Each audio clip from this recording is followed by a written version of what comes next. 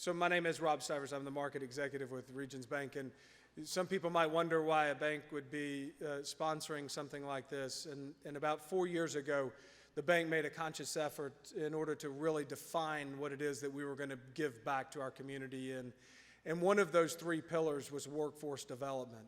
And the reason is because I think a truth that doesn't get said a lot around banks is, you know, we're a reactionary industry. We're here to support the undercurrent of the economics of a community. And what we found is that the most difficult thing right now, and this is going back 4 years and it's only magnified today, is workforce development.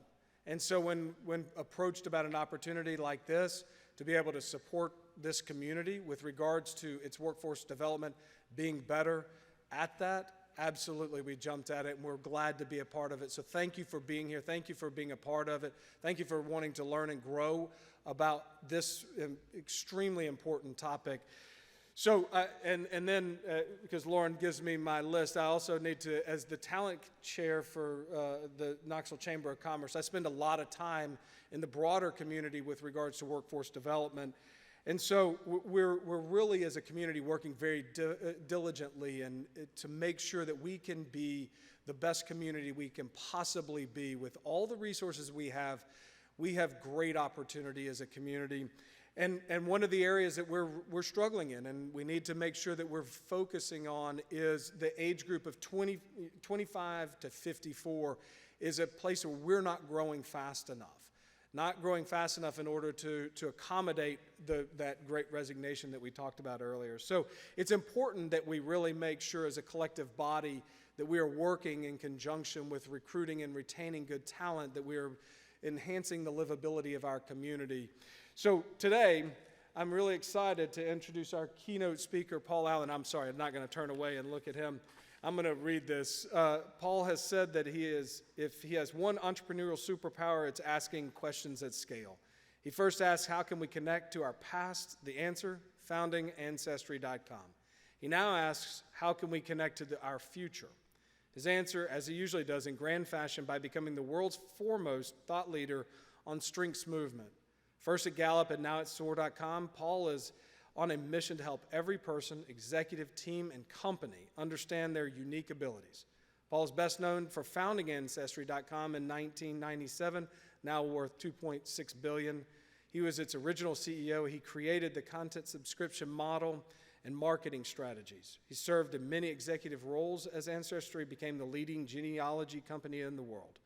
From 2012 to 2017, Paul was global strengths evangelist for Gallup, helping lead worldwide movements to bring strength psychology into schools and workplace. Strength Finders 2.0 customer base grew from 7 million to 16 million during that time. Paul taught entrepreneur and marketing at the university level for 4 years. He serves on the National Advisory Board for the Utah Valley University School of Business. He is the director of Human Justice Foundation, which aims to change the emphasis in criminal justice system from punishment and retribution to compassion and rehabilitation. Paul has traveled and spoken extensively about how to unlock potential in individuals and build positive, strength-based cultures. Through a unique blend of topical data, personal, moving storytelling, Paul gives his audiences both the motivation and the information they need to turn his keynote into action. Please welcome Paul Allen.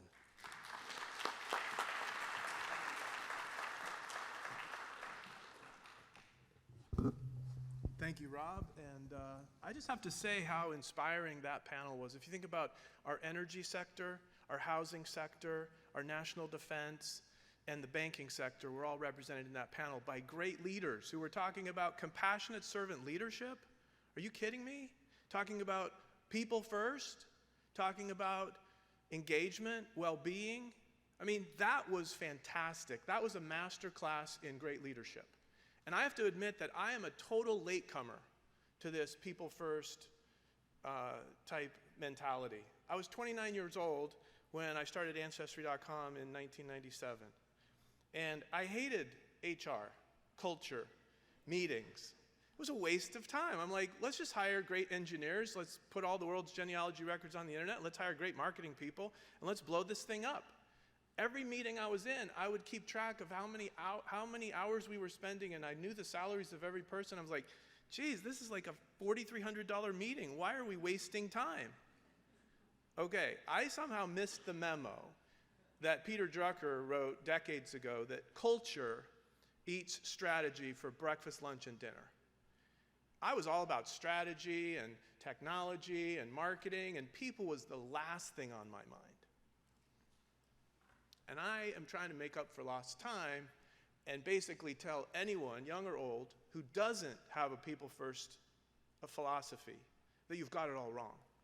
In fact, I was going to play a clip from the Christmas Carol, Ebenezer Scrooge and his little interaction with Jacob Marley. And then I think Dave hit it out of the park with his people first quote. I'm like, I don't need to play a clip. But remember in Christmas Carol where these successful, miserly business people didn't put people first. So Scrooge is visited by his deceased business partner, Jacob Marley. And Scrooge says, but you were always a good man of business, Jacob. Why are you in all these chains in hell? Business, cried the ghost, wringing his hands again. Mankind was my business. Charity, mercy, forbearance, and benevolence were all my business. The deals of my trade were but a drop of water in the comprehensive ocean of my business. So I strongly applaud the servant leadership, compassionate servant leadership folks that were represented on the panel today.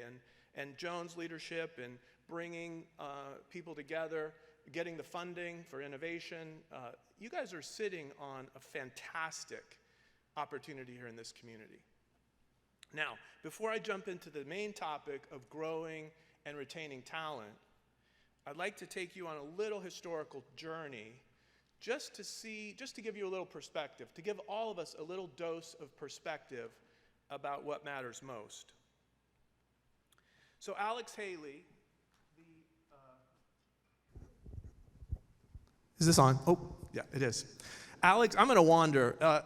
The younger trimmer version of myself might jump off the stage and wander around and talk to you, but I probably won't do that anymore.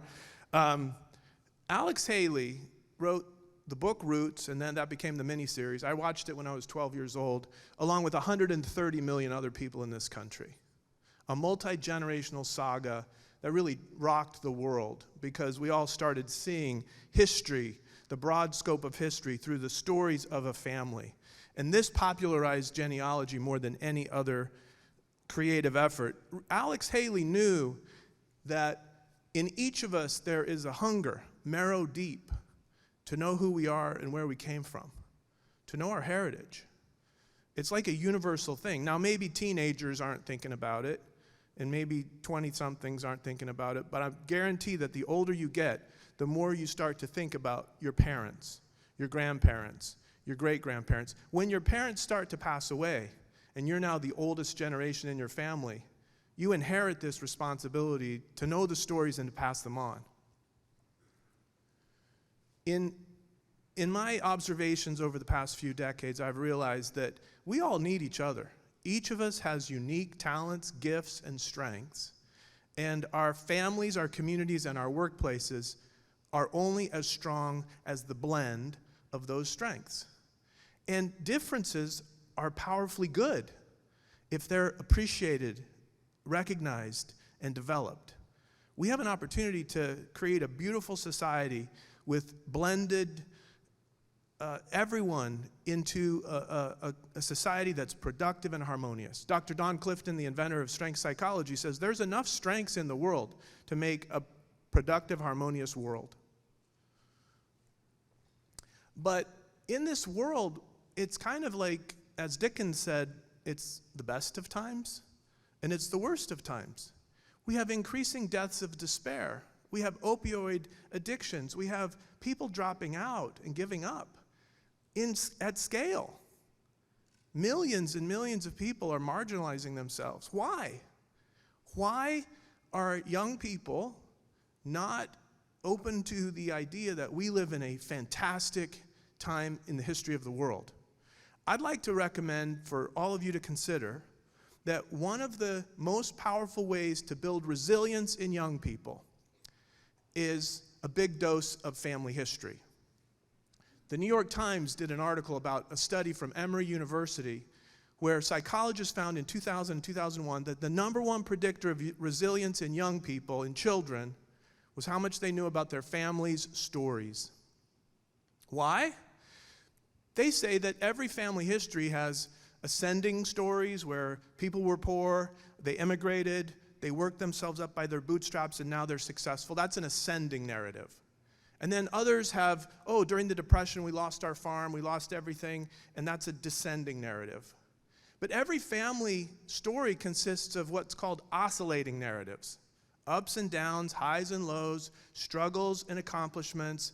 And when a human being is born into a family that shares those highs and lows, that shares those oscillating narratives of their family history arc, the young person now is not alone, adrift, not connected to the past in any way. You go and sit in a history class in school and you learn about the Civil War, or you learn about the Revolutionary War, or you learn about the Great Depression or 9/11. Okay, it doesn't necessarily connect to your heart and mind. But if you have a family member that lived through that event, and you can recognize your connection to that history, I guarantee you are a part of that story. So, resilience matters in today's world because we literally do live in the best era in the history of the world. And yet more people are discouraged and despondent in many ways than ever before. So, my mom passed away 6 years ago. She was born in 1936. Who here would rather have been born in 1936 than right now? She was born during the Great Depression. She was about to see a world war. Hopefully, we don't have to go through that. I didn't think any of us would ever think that we would see a world war, but it's kind of challenging right now, what's going on. Who would have liked to have been born in 1894, the year my grandmother was born? She lived through the Spanish influenza, she and her husband, who was in the army, and they both got Spanish flu, and they lost a brand new baby in November of 1918. I got to read about her experience with the Spanish flu when COVID hit. I'd already read a book called The Great Influenza. It was very profound to watch the tens of millions of people that passed away from that epidemic. And they thought it was a bacterial infection for 10 years. They didn't know it was a virus for 10 years. Guess what? Moderna invented a vaccine in 3 days. They had software that would take the entire genetic structure that was posted to a Chinese research site, and then within 3 days, Moderna had created a vaccine. We live in an incredible period of Earth's history. Scientific advancements, robotics, autonomous vehicles, self-driving cars, soon self-flying taxis. We've got AI, we've got robots. We could have robot pets if we want. Nobody's having kids anymore, so maybe we'll all have robot pets someday. Elon Musk, the great innovator, maybe one of the greatest in the history of the world, he says the greatest risk to civilization is the lack of fertility rate. Now, I live in Missouri, and I have a lot of Amish neighbors, and they average 6 to 7 children per family. And I've calculated that by 2200 AD, there will be 200 million Amish people in the United States. The birth rate in Indonesia and Islamic countries around the world is also about 5 or 6 per female. And so who knows, in 2200 AD, maybe it will be half Amish and half Muslim. I'm just making up these statistics. They're probably trends that are not going to continue. But Elon Musk is pointing out a very important thing. People are not getting married. They're not having children. And I think it's the same reason that they're despondent and depressed. There's social media addictions, infinitely scrolling. They're disconnected from nature, from life, and from history, and from meaningful work. The book Lost Connections, I read it in 2019, one of the most amazing studies of psychology I've ever heard. 9 root causes of depression, and this author traveled the world to find the cures for the root causes of depression, not just the medical treatments for depression. I highly recommend Lost Connections. Okay, so my great-grandfather was born in 1842. I shudder to think what it would be like to live in 1842, where millions of our fellow human beings were not even free people. When my grandmother was born, women didn't have a right to vote. You guys, we've made a lot of progress. Now, I'm not saying there's not problems. There's still lots of problems, but there's also solutions. And if we adopt a positive outlook, if we tap deeply into our personal talents and God-given strengths, we can solve any problem because our ancestors did. And each of us have within us nobility from the sacrifices of the people that came before us. We can't lose sight of this and make our way through the future with any success at all. If we're just adrift in a modern world of virtual reality and game playing and binge watching on Netflix, we'll never have the inner strength to roll up our sleeves and solve the problems that confront the world today. On the other hand, with those God-given talents that we have, we can solve any problem.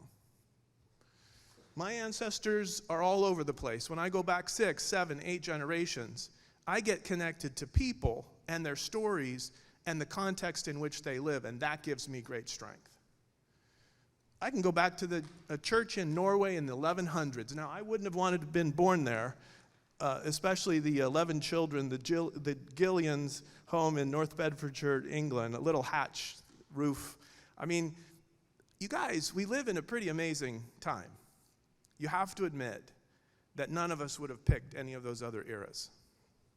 Okay, now let's switch to the topic at hand with that little hopeful psychological, philosophical boost that we can all boost our resilience and that of those around us by looking to our past and seeing the great stories of the past. But let's talk about growing and retaining talent. I'd like to ask you a question. What is talent? A lot of people don't like the word human capital or human resources. It has kind of a bad connotation. Humans aren't resources. Humans aren't capital. But what is talent? Does anyone have a thought about how would you define talent? If we're going to grow talent, that's the topic of today. What is talent in the first place? Any thoughts about that? Well, I'll share one. I'm going to engage you. You guys, I was taught by a mentor that if you tell people, they'll forget. If you show people, they'll learn. But if you involve people, they'll remember. So we're going to do 3 little activities today that are going to involve you. So I'll just jump over on this one, though. Don Clifton, the father of strength psychology from Nebraska, he studied talent for over 50 years. His definition of a talent is a naturally recurring pattern of thinking, feeling, or behaving that can be productively applied. Okay? Did you develop that talent, or were you born with it? It's probably a combination. When you're young, you have 100 billion neurons in your brain, and you have, over the course of your early years, you'll generate 100 trillion synaptic connections from your brain neurons to each other. More than 4 times the stars in the Milky Way. You are the most incredible creature that has ever walked the face of the earth. Your brain capacity is beyond the capacity of any supercomputer. You just have to realize that you have been created with unbelievable potential. And Don Clifton spent 50 years of his life studying hundreds of thousands of people in hundreds of occupations, and he asked them for 90 minutes questions about, why were you so successful as an insurance salesperson? Why have you been so successful as a nurse, a doctor, a lawyer, a mechanic? He interviewed 250,000 people for 90 minutes, and they listened to clues for the natural talent that led a person to be successful in that role. You guys, we're not all born blank slates that anything can be written on. Just because you go through a standardized education system doesn't mean you all come out the same. You're born unique. You'll always be unique. Now, your strengths might be unobserved, undetected, undeveloped. Your natural talents might be neglected because nobody pointed it out to you. Standardization in education is horrible. Hyper-personalization, what they were talking about, individualization in workplace is awesome. Individualization in schools, would be amazing. Thankfully, even though we live in a standardized education system, we have teachers who have a gift that Don Clifton would call individualization. They automatically see the unique talents and weaknesses of each student, and because they're compassionate, they provide unique personal opportunities for each child to learn and grow. Thankfully, we've all had some teachers like that who saw talent in us, and they weren't just teaching us for the test. But sadly, our system itself is broken. Don Clifton's taxonomy of 400 human talents, which is a lot, was boiled down into 34 talent themes, and he invented StrengthsFinder in 1999, an online assessment in 30 minutes. You can find out what your top 5 naturally recurring patterns of thinking, feeling, and behaving that can be productively applied are. University of Tennessee, the chancellor came from the business school in Nebraska. She knows her top 5 strengths. The University of Minnesota president knows his top 5 strengths. Hundreds of thousands of students in colleges and universities every year take StrengthsFinder and know their top 5 strengths. And then what do we do with that knowledge? Almost nothing. It's a fun little exercise, a little boost of, oh, I have ideation. Oh, that's cool. Oh, that explains why I always like to have brainstorming meetings. Oh, I have Learner. That's why I order a new book every 2 or 3 days on Amazon. I have 3,000 books in my library. When my wife found out I had Learner, she finally understood why I have to order new books every day. And she's like, okay, well, I guess that's how you're wired. My wife has empathy, number 1. It's my 33rd. She has restorative, number 2. Restorative means you love to find problems and fix them. She says, you hate my restorative, don't you? I said, only when you aim it at me. You detect emotional problems and then you try to fix them in me? Like, okay, let's talk through this.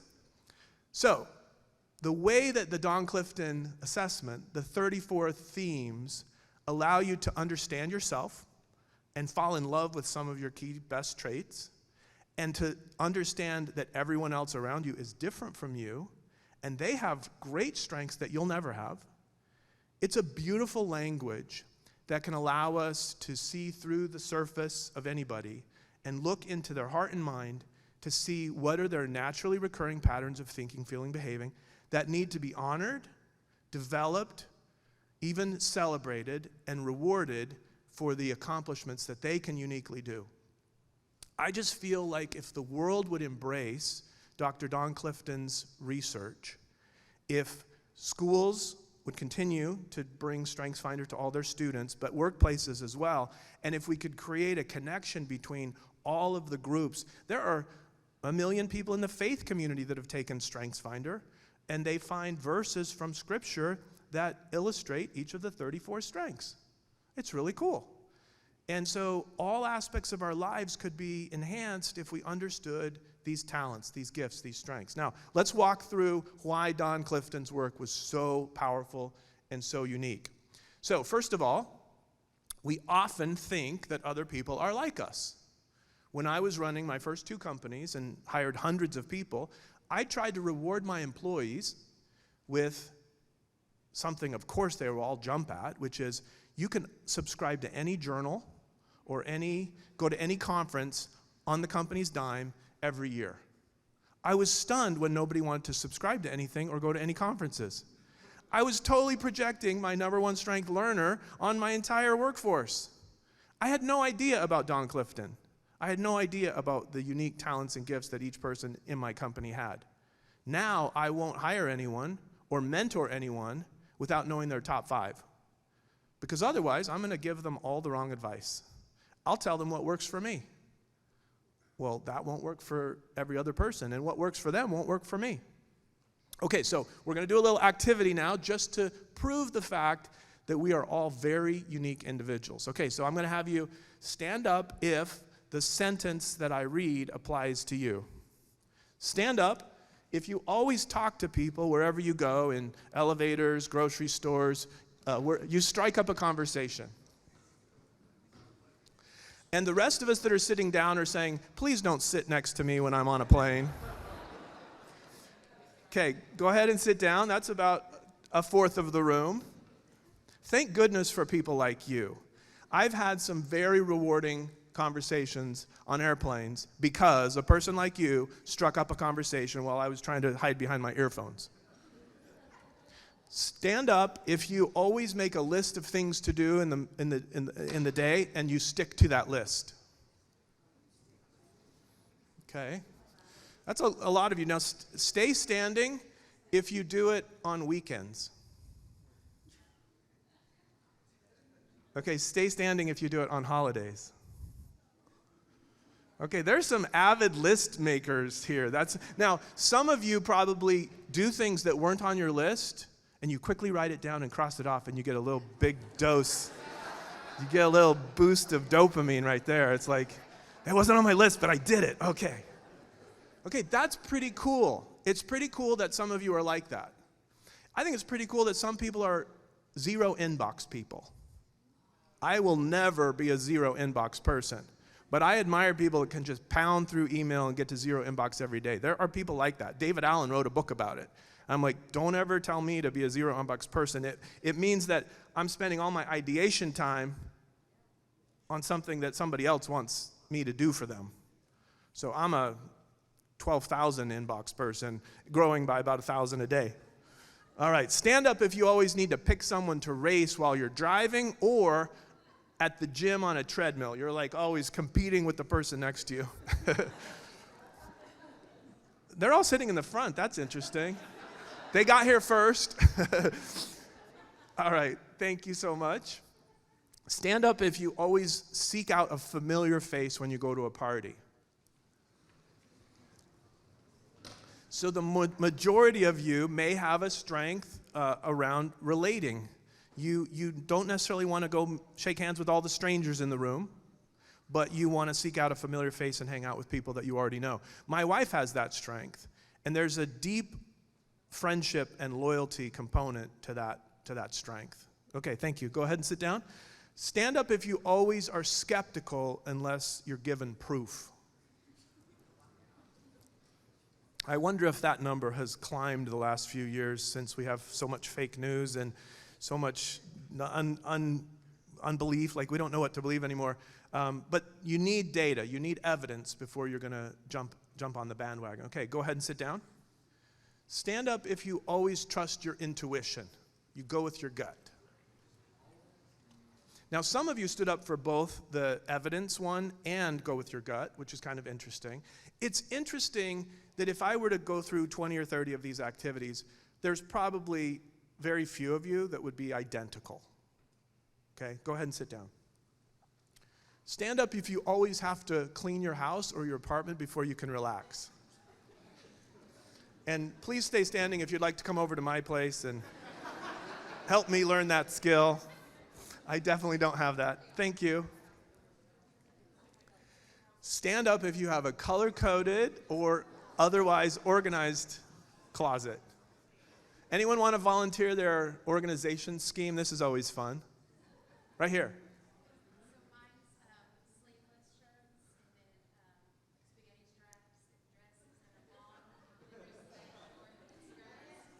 Okay, awesome. All right, the whole spectrum of clothes right there. Fantastic. Okay, stand up if you push the elevator button multiple times to remind it that you're there. Now, most psychologists would call that impatience, okay? That's a negative way to frame a human trait. Don Clifton might call that activator, which is eager to get going. Okay, that's a positive way to frame the same trait. The whole vision of Don Clifton is to stop framing things through negative light and start looking at them through a lens of awe and wonder about how cool it is that we're wired that way, and what would that allow you to do better than the average 10,000 people. Don Clifton felt that every one of us could do something better than the next 10,000 people. And if you can find out what that is and do a job that you're good at and a job you love and get rewarded and recognized for it, you feel validated. You feel fulfillment. You can even feel flow state, which Mihai Csikszentmihalyi, the great psychologist, said, if you can feel flow where you lose track of time, you're so engrossed in your work, that's a really wonderful, productive state for humans to be in.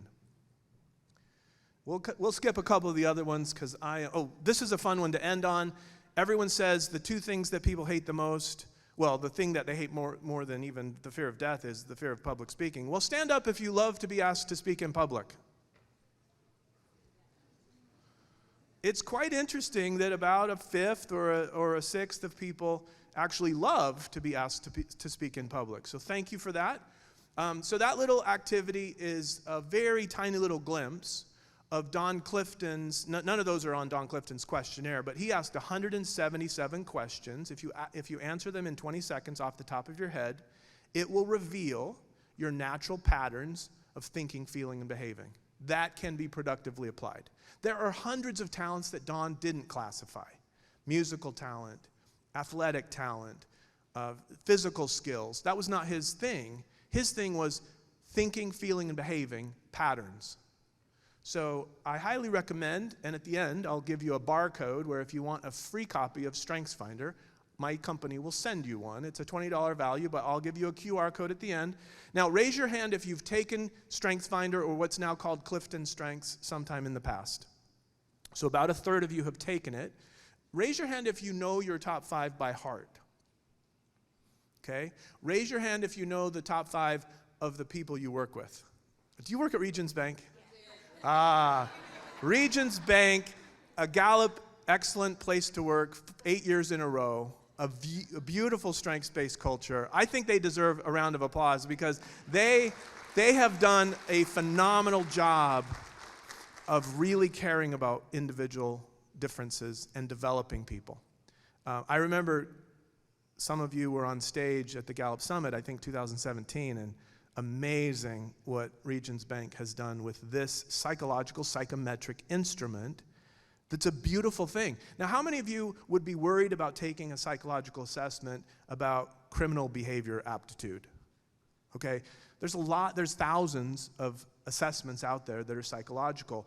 I don't know of any one of them that is more beautiful than Don Clifton's StrengthsFinder, because it couches everything in terms of what is good and right with you. And it gives you words that you can learn about, study, fall in love with, and make part of your identity. And so I have analytical number 6. And I had someone tell me the other day that they think I lead with analytical. I love data. I love stats. I love numbers. I was keeping stats on a piece of paper when I was 5 years old and I was watching my first All-American play basketball. I would keep track of his stats, his rebounds, his shot attempts. Like I was a little 5-year-old statistician. And so, that's not something I learned in school. That's something I was born with. And that's probably where my analytical comes from. So it's a fun journey. It lasts a lifetime. And it's a journey that you can invite everybody in your life to go on with you. Your faith community, your kids' friends. My wife is a Gallup certified strengths coach. She does strengths coaching for all of my kids, their spouses, and the kids' friends. My 17-year-old daughter, thank goodness, we put her in an online school a year before COVID hit because she's a concert pianist. She's played with the Utah Symphony twice. She did a 90-minute solo concert of Rachmaninoff and Liszt and Ravel and Bach. She's a very, very talented musician, but we put her in an online school a year before COVID because schoolwork and piano was too much, and so we needed a flexible online school. Well, now she's student body president of a 4,000-person school with students all over the United States and several in the Middle East. She is having the best educational experience of any of my 8 children, and we tried everything. We tried charter, we tried public, we tried private. But this online school, because of technology and because it was built as an online remote school, is giving her experiences with students all over the world. She's doing a mock United Nations right now where they're trying to broker a Syria peace treaty with the Kurds and with Turkey and with Russia as a 17-year-old group of like, what would we concede and what would we offer and how could we get to peace? What a cool experience she's having. And so we live in a world where that's possible. We also live in a world where horrible things are possible. It's really up to us to decide how are we going to view ourselves, the opportunities in our lives, and are we going to take advantage of living our time on this earth in the best possible way, Or are we going to go binge watch and scroll forever and basically waste our time? All right. So why am I so obsessed with StrengthsFinder? Well, part of it is in my DNA. My father, Del Allen, in the 1960s, started the manufacturing engineering program at Brigham Young University, and he invented classification software and taxonomies for manufacturing. So he was a materials engineer. He wrote a book that was used in colleges around the country for 30 years. My dad studied all raw material and all manufacturing processes that could turn raw material into high-value finished goods. He did it for decades. His software was used by Boeing, Caterpillar, Westinghouse, Lockheed Martin, John Deere. He worked at Lawrence Livermore Labs as a consultant. My dad was a genius at classifying inert matter and the processes that could turn raw material into very high-value finished goods. And then,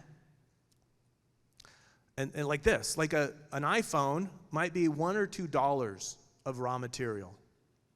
Well, Apple's a $2.7 trillion company because they take super cheap sand or silicon or glass or steel and in ounces, and they turn it into something that's worth, $1,000, and we all have to get the latest version. Don Clifton did the same thing, but with humans. He was obsessed with finding the raw, innate talent that everyone was born with, and then what do you need to add to that to turn that person's raw potential into reality, into excellence, repeatable, near-perfect performance in a certain role that was valued and celebrated. So what my dad did, and he's 90 years old now, he got married. My mom had passed away, but he got married during COVID to a neighbor that I grew up with, and he's 90 and she's 85, and it was a Zoom wedding. So none of us could go. Well, my older brother and her oldest son got to go to the wedding. But they've come out and visited us in Missouri. And her name's Marilyn. She's from Louisiana. She's a lovely Southern lady. And so, what my dad did in his lifetime, which revolutionized a lot of manufacturing and made it super efficient and very organized, Don Clifton tried to do that in his lifetime with his psychological insights about human potential and how do you turn raw talent into a finished strength. And he started spreading this philosophy. It's free. You can do it without an assessment just by asking lots of people, what are you really good at? But you can do it with the actual assessment, and we'll give you that at the end. So a talent is what you start with, but you have to invest time, practice, knowledge, skills, training. You have to invest in it. Think about the professional athletes or musicians that are paid 7 or 8 figures or 9. They work really hard. They have a natural talent, but they do not coast. They're working really hard all the time. Now, they get the advantage that a lot of us don't get. They get feedback. They get performance reviews every day. Coaches in practice, game film on Mondays. They can't hide from if they made a mistake. And how many of the billion of us that go to work every day in our jobs have somebody, are they filming us doing our job? Are they watching us doing our job and telling us what we did great and what we could improve on? No. There's almost no continuous human improvement feedback loops. There might be, if you're lucky, a once-a-month coaching conversation. That would be a gift because you can at least think about what you did well and what you're working on, and they can have a conversation with you about it. But that's not very much the same as watching your own performance. I'm going to tease you at the end with a little glimpse of the AI that my current company is generating that could be invited into your life to watch your Zoom calls or your emails or your Slack messages and tell you how good of a servant leader you are in real life, day by day. How good of an appreciative leader are you in real life, day by day? When someone expresses a concern or a crisis, how empathetic are you in real life, day by day? And if you invite that AI to come in and observe your daily work because you want to get better at that, you'll have a continuous feedback loop unlike anything that's ever been built before. Okay, so Don Clifton, 3 books that I highly recommend from Don Clifton and the Gallup Library. The first is Soar With Your Strengths, 1992. He wrote this before the assessment was created. I love this book. If you want to fulfill your own potential as a human being, I highly recommend you read that book over and over again. I'm just going to tell you the names of some of the 8 chapters, just to give you a little glimpse of what Don had seen after 40 years of interviewing people. Chapter number 2, I think, is find out what you do well and do more of it. Chapter 3 is find out what you don't do well and stop doing it. The more hours you spend on reps with the things you're good at, the better you get, the faster you get. The more you work on things you're bad at, maybe in a few years you'll be mediocre. Maybe you'll be a little above average, but you're not going to stand out if you didn't start with innate talent where you were already good at something. So that's 2 of his chapters. Another chapter says, strengths only develop in relation to another human being. I'm going to ask you a question now. I'm going to skip the Freud negative stuff, but I just have to tell you, the psychology profession largely focuses on what's wrong with us. There's a diagnostics and statistical manual that has thousands of terms and things, and if I opened up that book, I'd probably find myself on lots of pages, and I'm not sure I really care. I'd rather do what Don said, focus on what you're good at, and manage around your weaknesses.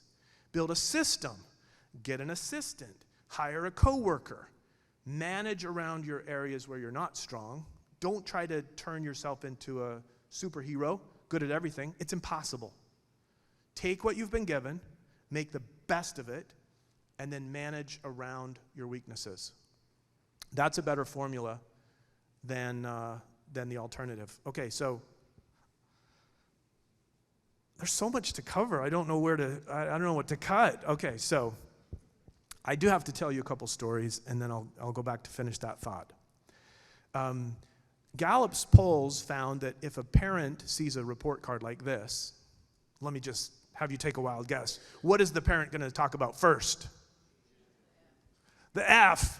You got an F in gym. Oh my gosh. As soon as the parent jumps down the throat of the child for getting an F, the child's brain freezes.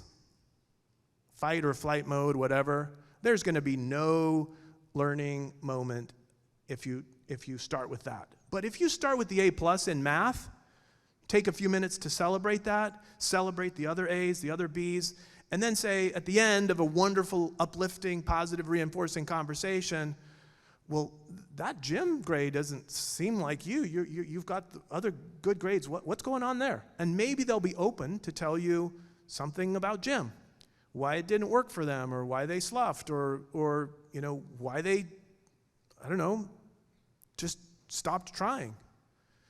But if you start with the negative, the human brain's going to shut down and you're just not going to make any progress. Now, that's a really hard thing. I've been a parent for 34 years. I've got 8 kids. I've had lots of experiences doing this wrong. But it's never too late. Well, I guess it is too late for my kids, but maybe my grandkids can have a more positive parenting in their lives. Okay, so here's 2 quick stories, and then I'll go back to finish that other thought.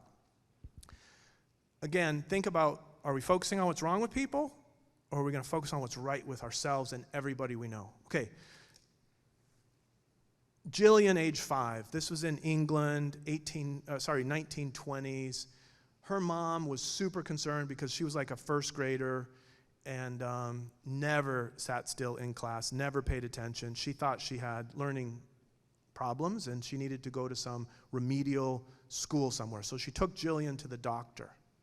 And the doctor interviewed her and was talking to the daughter, talking to the mom, and just asked a bunch of questions. And then he said, "Ma'am, please step out of my office." And as he stepped out of the office, he turned on the radio. And Jillian, age 5, was sitting there. And then they walked behind the door. There was a glass, a one-way glass. And he said, "Ma'am, just watch your daughter for a minute." And the girl got up and just started moving to the music. And the doctor said, "Ma'am, your daughter's not sick. She's a dancer. I recommend you enroll her in a dancing school." By age 18, she was the lead ballerina in the Royal Ballet in England. And then she went on in her career to choreograph some of the most important musicals, the most successful musicals of all time. Gillian Lynn was not sick. She was maybe not designed to sit in a seat for 6 or 8 hours a day. She was a dancer. So think about how many people maybe are being given medication or being viewed at through a very negative lens because they don't fit a mold that we expect them to fit, because guess what? They're a dancer. Steve, age 12, was a very big problem child for his mom. I think it was a single mom, and he was just horrible, failing all of his classes at school. She did everything she could to keep him from, dropping out. And the only thing he cared about was she bought a camera, a video camera, and all he wanted to do was come home and blow things up and record them on his video camera, age 12. Starting in the kitchen, that made a big mess. So she sent him outside into the desert, and he was blowing things up and recording it on video. Well, because she indulged that hobby and probably, stopped worrying him about his grades, he went on to become one of the greatest filmmakers of all time. Steve, age 12, not a problem child. Steven Spielberg, one of the greatest filmmakers of all time, because he had a chance to learn a trade on his own, because he was interested. He was passionate about something. All right, so people that use their strengths every day are 3 times more likely to say they have an excellent quality of life. That's a pretty good odd. But 6 times more likely to be engaged at work. That's a fantastically higher chance of being engaged at work. All right. Peter Drucker said, most people, if you ask them what their strengths are, they'll look at you with a blank stare. Or they'll answer in terms of subject knowledge. Oh, I know a lot about golf. That's the wrong answer. Don Clifton's research kind of gets to the root of what your talents and strengths can be. So, I want you to engage you just a little bit. I want you to think about this question and then turn to the person next to you and share your answers with each other. Each of you take about 30 seconds. The question is, who in your life saw some potential in you and said something that gave you a little boost of confidence, that gave you a little bit of hope that you could be something good? Was it a teacher, a parent, a friend, an early manager? I want you to just think about that. Who saw something good in you and said something that you can still recall? And just take a couple minutes and share your answer with each other.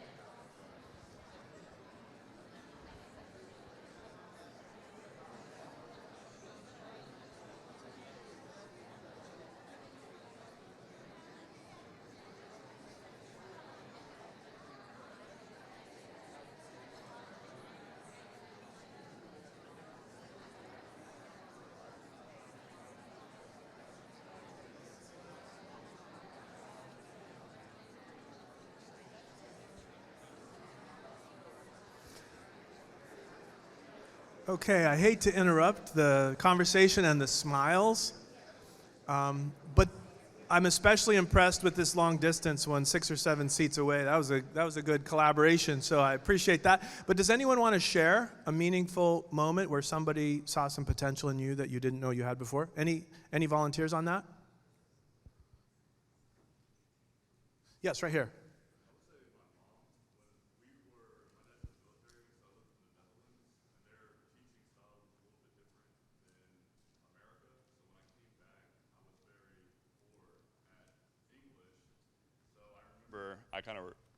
Is this on? Okay, yeah. I remember being behind, and I was second grade reading level in like the 5th grade. So every time my brother would go to swim practice, she would do flashcards with me, and it was probably for 2 years we would do that every day. And I really did not like it, but I think she saw that I had potential to be intelligent, but I don't know. I was talking to her about it last night, and I really am grateful for everything she did, and she really built me up. So, I love that. Thank you so much. Moms have a really beautiful way of seeing potential and goodness in their kids, and then doing something about it. So that's a great story. Well,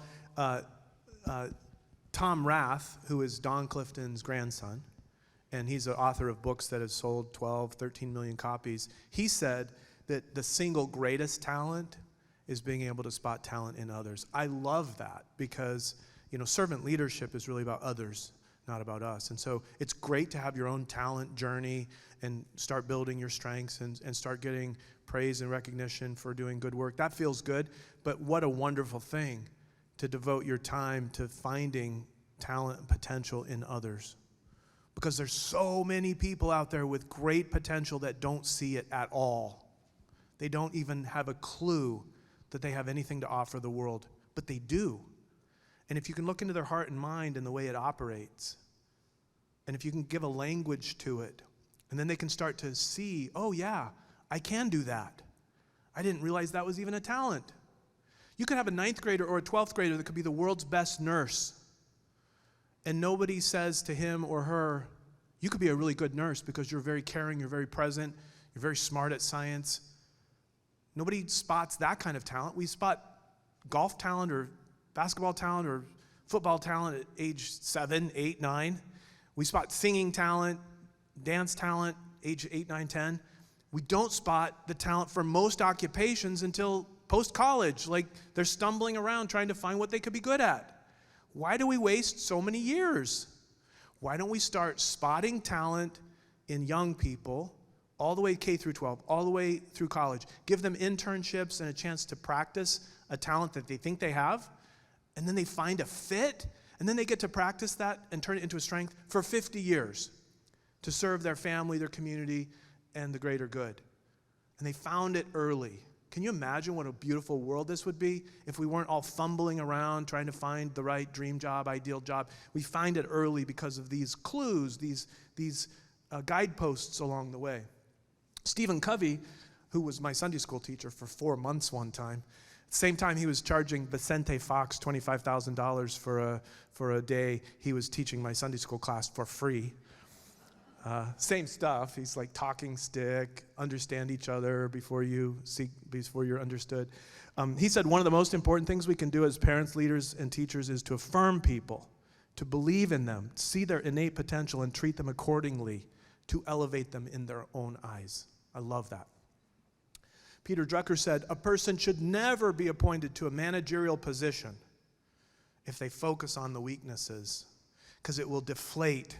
It'll deaden the organization. It will take out the spirit. You've got to find managers who see the best, to see the potential, and encourage people. You just can't risk. Jim Clifton, the chairman of Gallup, says that there's so many, quote, managers from hell who are always negative or, worse of all, ignore their people. The statistics on disengagement are, if you have a manager who's negative and kind of criticizing you most of the time, there's 22% chance you'll be actively disengaged. You'll be a bad apple in the organization. If your manager ignores you, 44% chance that you'll be disengaged. If your manager is positive and strengths-based, 1% chance you'll be disengaged. Because you know someone at work is investing in you, cares about you, and is looking for your best traits and your best path forward. Like these gentlemen today. You would be engaged working for one of these gentlemen. It was a very, very mature, compassionate servant leadership panel that we had today. All right. Dr. King said he had a dream that someday his children would not be judged by the color of their skin, but by the content of their character. I've talked to lots of Gallup Strengths coaches who believe that that prophecy will best be fulfilled when we look at each other all through the lens of strengths. We look into people's hearts and souls and see, oh, wow, this person has woo. This person has intellection. This person has discipline or focus or strategic or relator or belief or deliberative or whatever that pattern is that Don Clifton found could be usefully applied. That would be a wonderful world that we could see everybody through that lens. All right, 2 quick bonus keys. Now, you know I'm a strengths evangelist. You can kind of tell that I love to talk about strengths. But in the last 5 years, I've discovered 2 other keys to unlocking human potential and retaining your talent.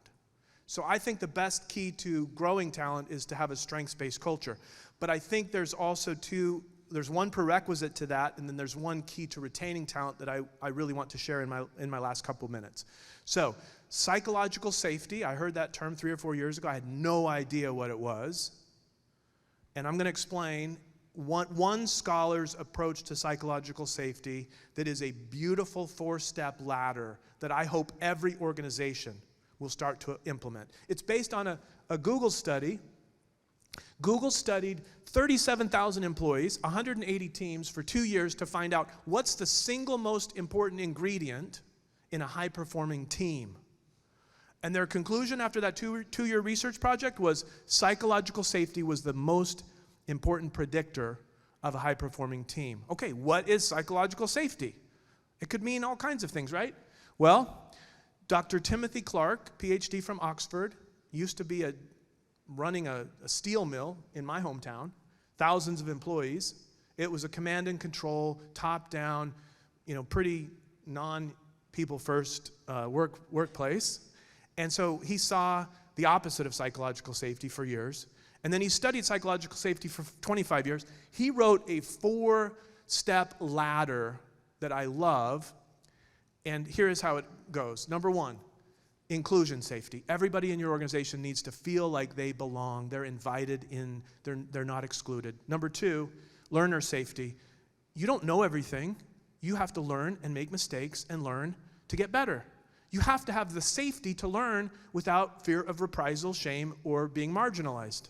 You don't know everything when you start a job, so give people learner safety. Finally, 3rd, contributor safety. You can bring your strengths, bring your best talents to work every day and feel like you're going to get full reign, autonomy to contribute. And 4th, challenger safety. This is the most difficult one. Challenger safety is you can actually disagree with the leadership at the very top of the organization and suggest alternatives, innovation, ideas that are different than what the company's doing without fear of being shamed, belittled, or any punishment at all. And there's very few organizations in the world that have challenger safety today. Okay, that's the 4 steps of psychological safety. I have to wrap up. The next one was appreciation. 79% of people that quit a job said they did it because of a lack of appreciation. And I was going to ask you to text someone that you appreciate that you forgot to mention your appreciation to them. That's homework assignment because I have to wrap up. But final thing is a summary. Number 1, strengths is the number 1 key to growing your people. Number 2, psychological safety is the number 1 key to high-performing teams. Number 3, appreciation is the number 1 key to retaining talent. Make sure they know they are appreciated in timely, specific, authentic, meaningful ways. At work, you can help everyone soar with their strengths. Here's the free gifts. If you'll scan that QR code, I'll just leave that on the screen, then you can ask for a StrengthsFinder assessment, a guide to one of 4 things. Just tell us what you want and we'll send it your way, and hope that you enjoy your strengths journey and hope you can make Knoxville, Tennessee one of the great strengths-based communities in this great country. Thank you so much for your time.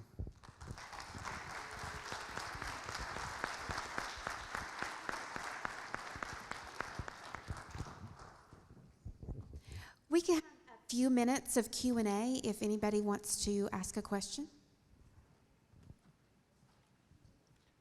I'll start right here.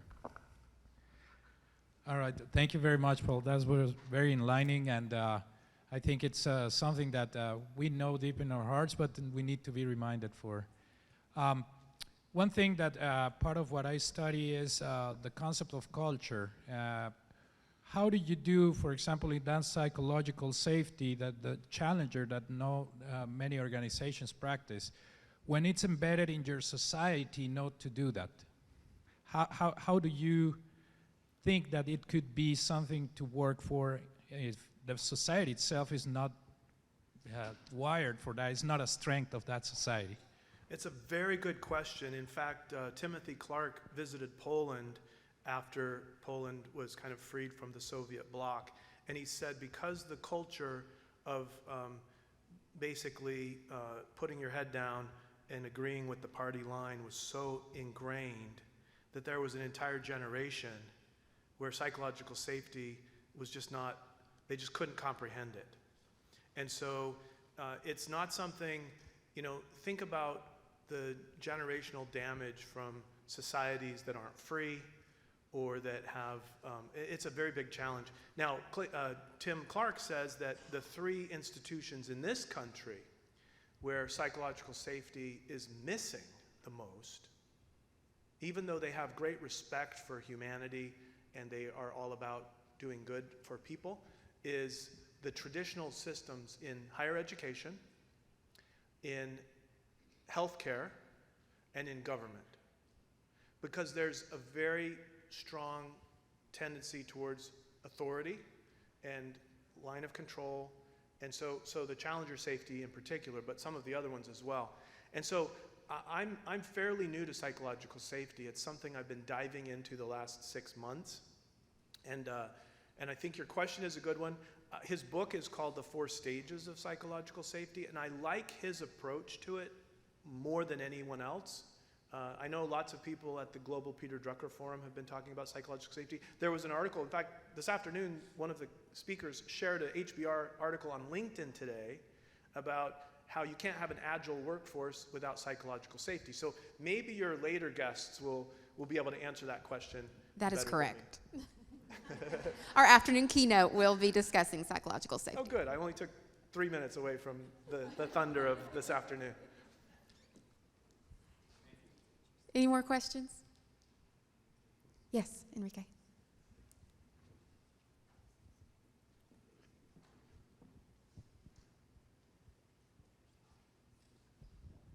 Hello, thank you for coming.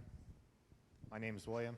How would a person encounter a situation where they find out what their strengths are, but they're different than what they thought they were?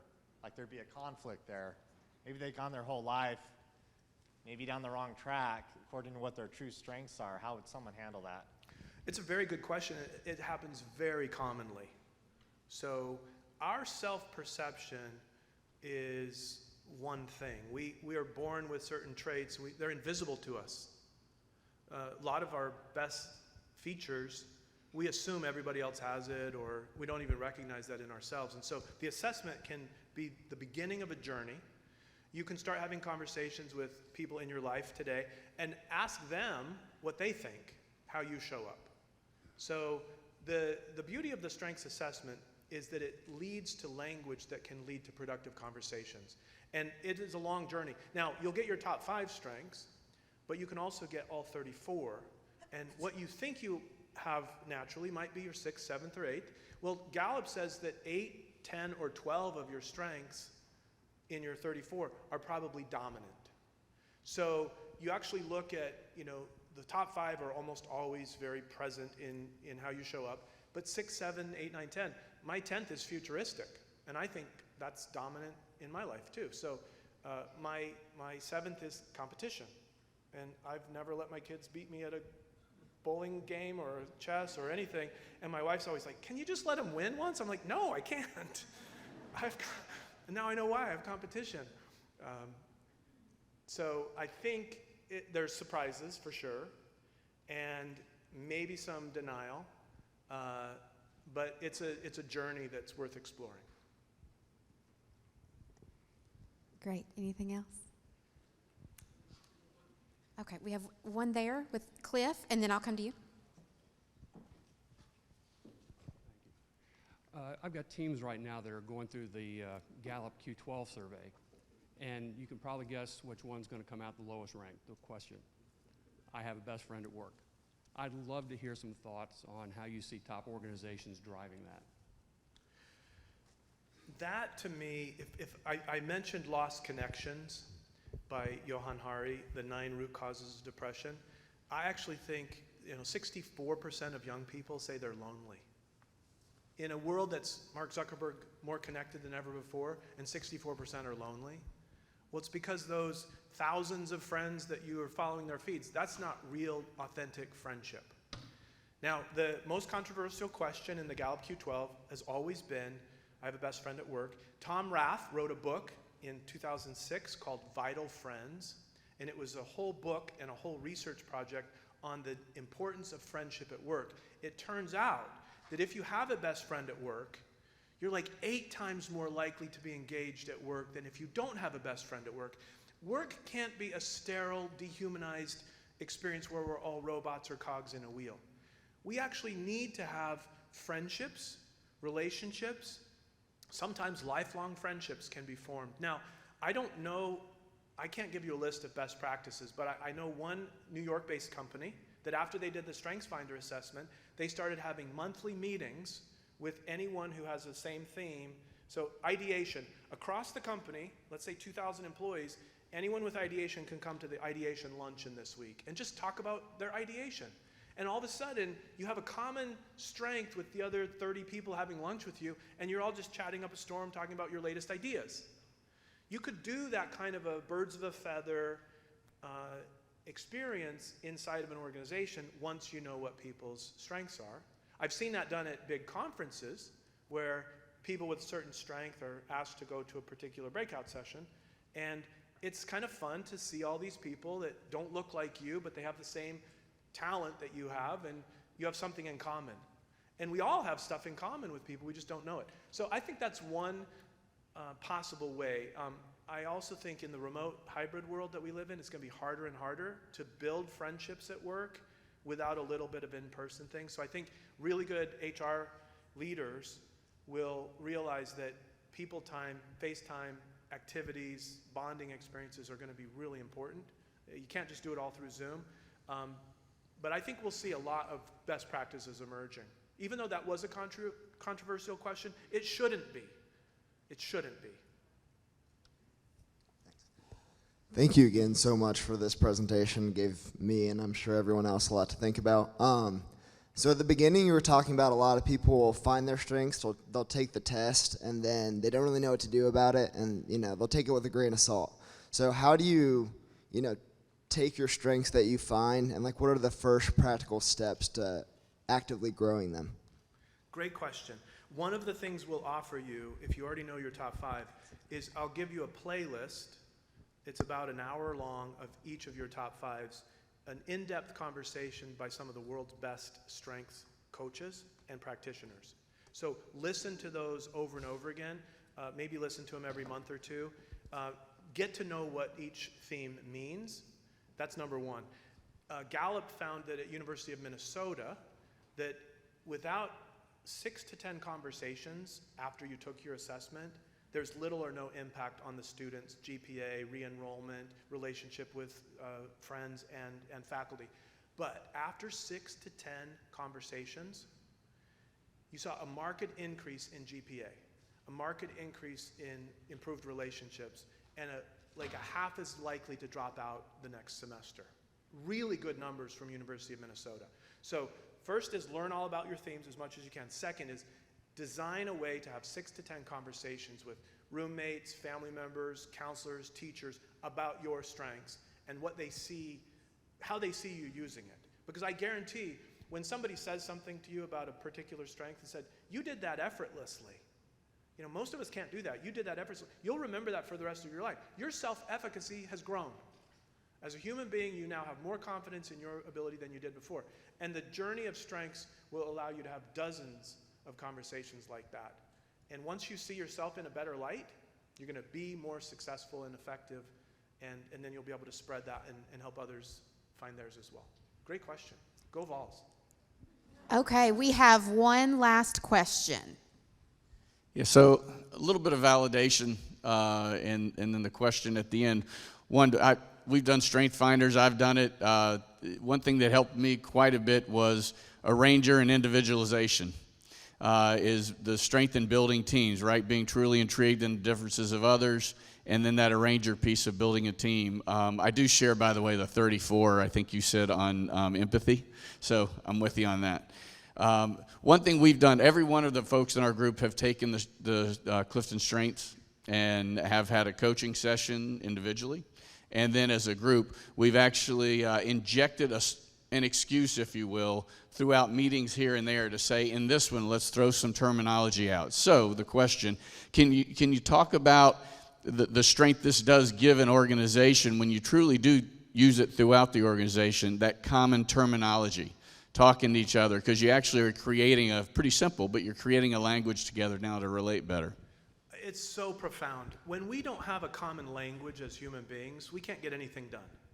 When you can say one word and everyone in the room knows exactly what it means, and it means chapters, it means a lot of information, but they all kind of understand it, that's really powerful. It's a shortcut language to help you understand anybody else in the room, anybody, who's being assigned to do what on this project.